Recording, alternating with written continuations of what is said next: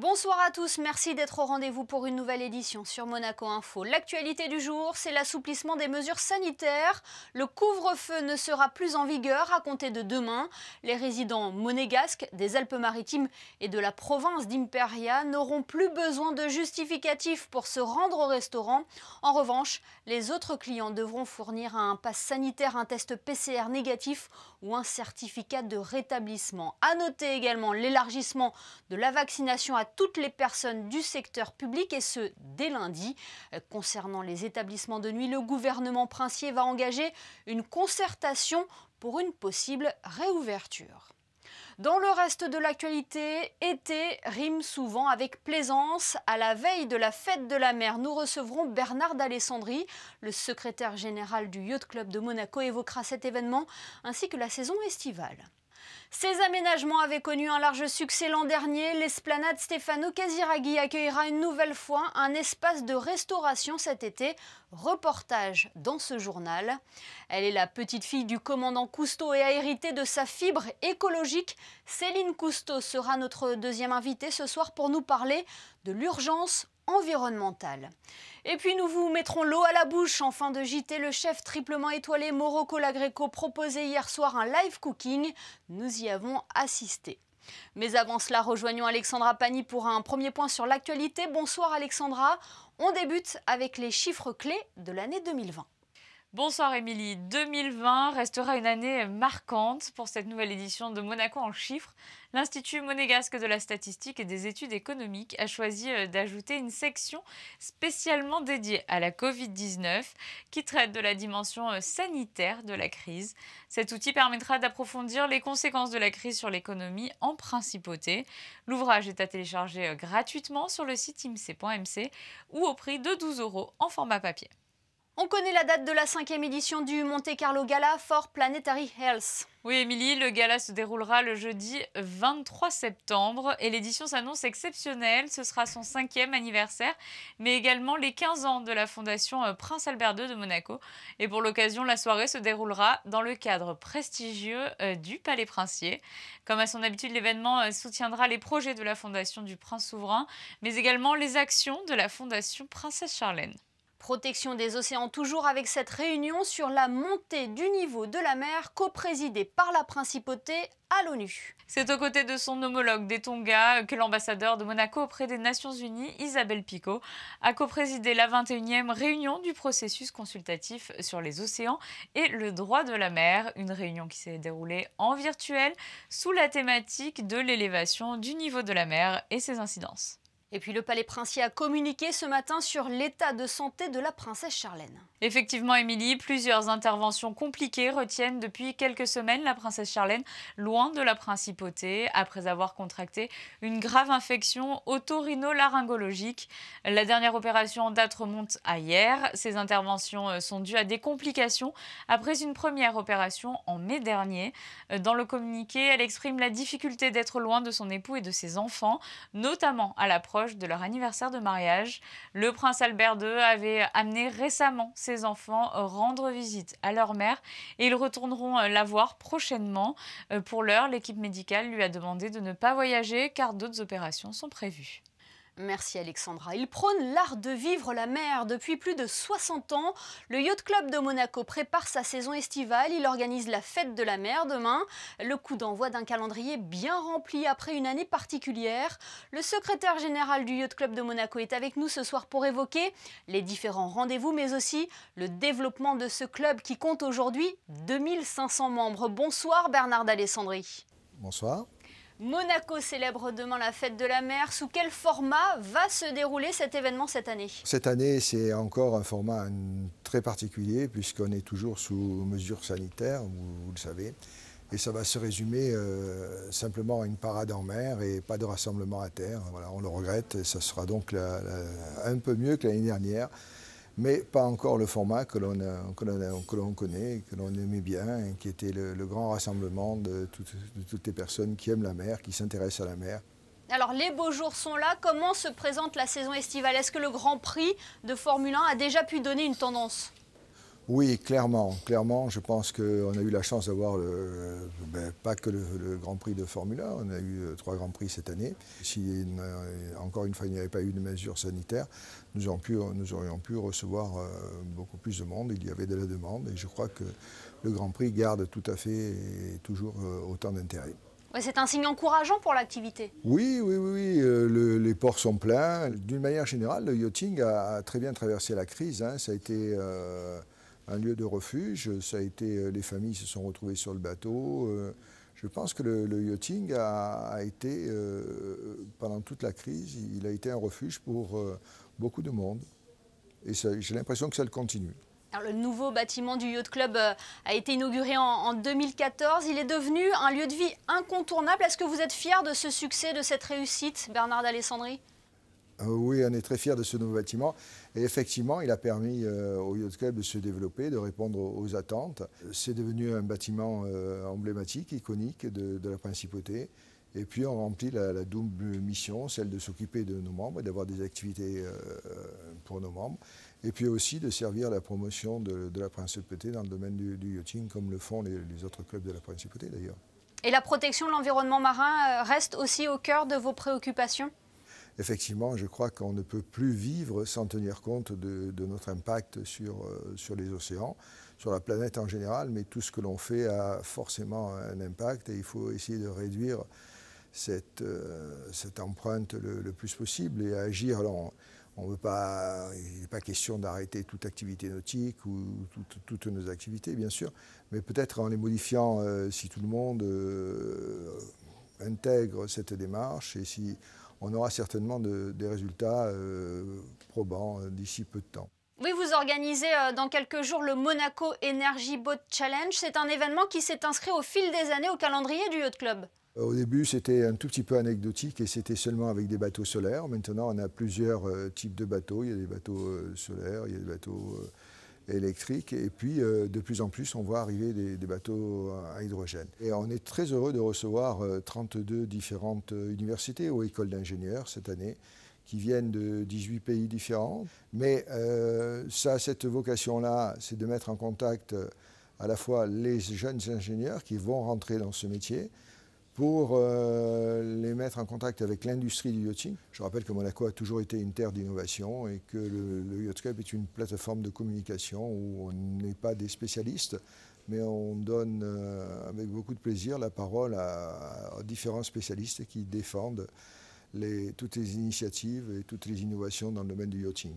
Oui, on a l'impression aussi que la connotation durable a pris une place importante dans le monde du yachting. Est-ce que c'est vrai ? Je pense qu'aujourd'hui, plus que jamais, alors quelquefois, ça ne se voit pas de prime abord, mais déjà beaucoup de comportements sur les bateaux, sur les yachts ont changé depuis de nombreuses années, et de plus en plus, et c'est souvent sur l'initiative et à la demande des jeunes générations d'ailleurs. Eh bien, merci infiniment Bernard d'Alessandri d'avoir été avec nous ce soir et bonne fête de la mer. Mais merci, c'est moi qui vous remercie. Je vous souhaite une bonne soirée. Et rendons-nous à présent de l'autre côté du Yacht Club de Monaco, au niveau de l'esplanade Stefano Casiraghi. Comme l'an dernier, ce secteur va vivre au rythme de la saison estivale. On pourra y retrouver un restaurant, une partie du solarium sera également exploitée. Sandrine Nègre et Alexandra Marangoni se sont rendues sur place.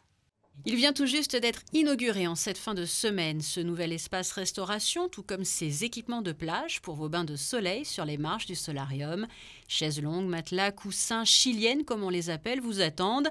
Des douches sont aussi à votre disposition. C'est la seconde saison consécutive où la direction de l'aménagement urbain aménage ce lieu, à savoir donc l'esplanade de Stefano Casiraghi et le solarium qui est attenant.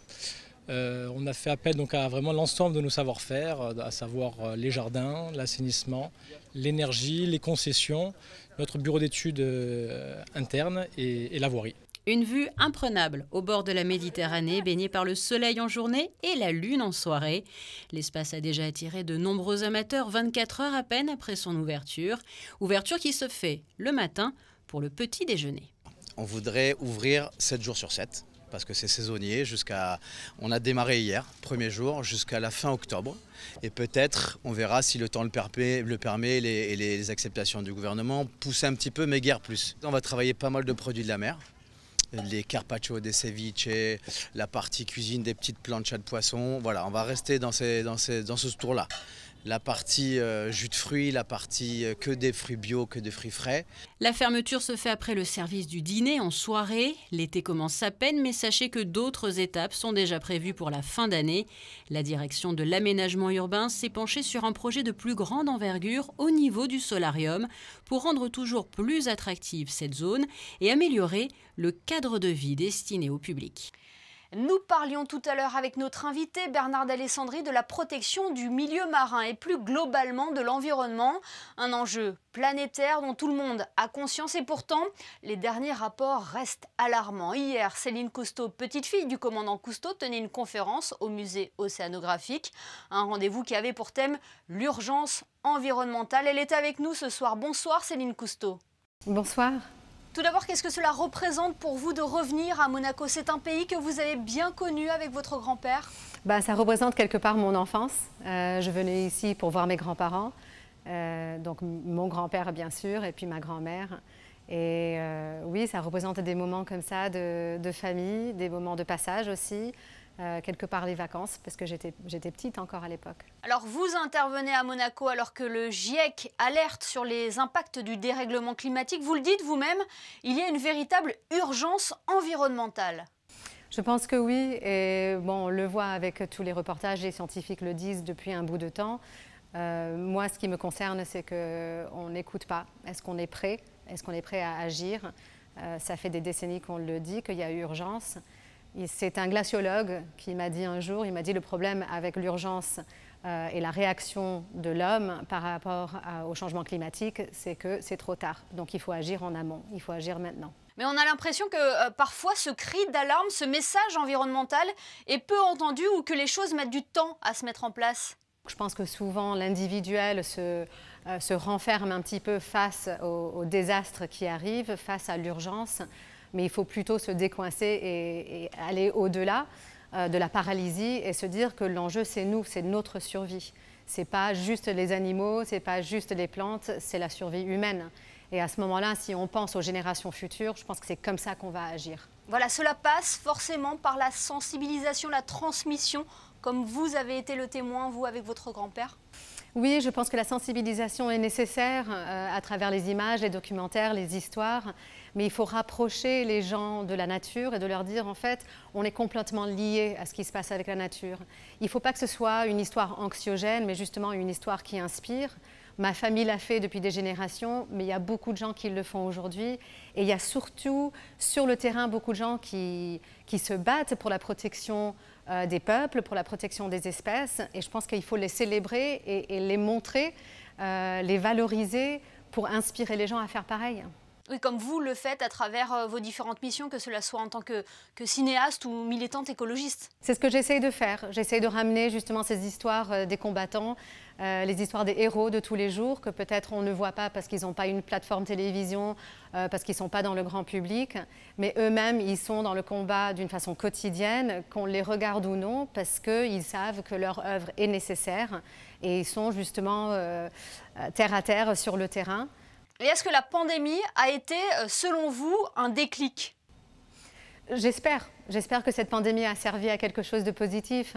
On a eu un temps de recul. On a pu voir qu'un virus a touché la planète entière. Donc c'est un exemple de comment on est liés.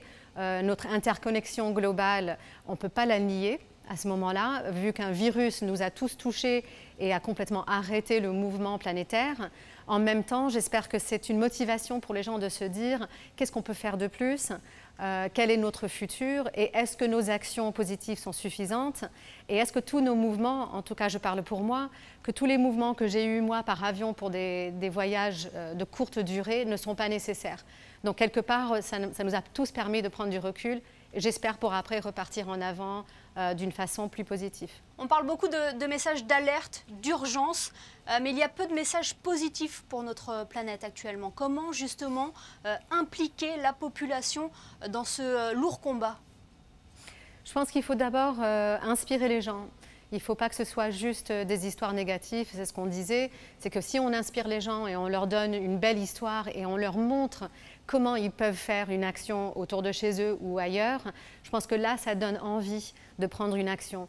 Et c'est surtout donner ce sentiment d'énergie et de pouvoir à chacun de se dire que tous les jours, on peut se réveiller et on a le choix à longueur de journée. Eh bien, merci Céline Cousteau d'avoir été avec nous ce soir. On rappelle le titre de votre livre, Le monde après mon grand-père, aux éditions Fayard. Merci infiniment. Merci à vous. Nous vous parlions dernièrement de la fête de la Saint-Jean célébrée sur le Rocher en présence du prince Albert II et de ses enfants. Hier soir avait lieu la suite des festivités dans le quartier des Moulins, Alexandra. Oui, mais sous un format réduit cette année. À 19h30, le cortège partait de la place des Moulins vers l'église Saint-Charles pour la traditionnelle cérémonie religieuse. Le cortège était composé de la musique municipale, d'autorités, des porte-drapeaux et de Petit Saint-Jean et son agneau emblématique. Compte tenu du contexte sanitaire, le feu traditionnel et les représentations folkloriques ont été annulés. Et un peu plus tôt dans la soirée, en cette même église, l'archevêque de Monaco a été distingué. À l'occasion de la Saint-Jean-Baptiste, Monseigneur David a été reçu en tant que chapelain Grand Croix conventuel ad honorem dans l'ordre souverain de Malte. Parenthèse artistique, Alexandra, l'Urban Painting Around the World revient pour la 5e édition. La manifestation de street art se déroulera cette année sur l'esplanade des pêcheurs du 6 au 8 juillet. 12 artistes sont prévus de 7 pays.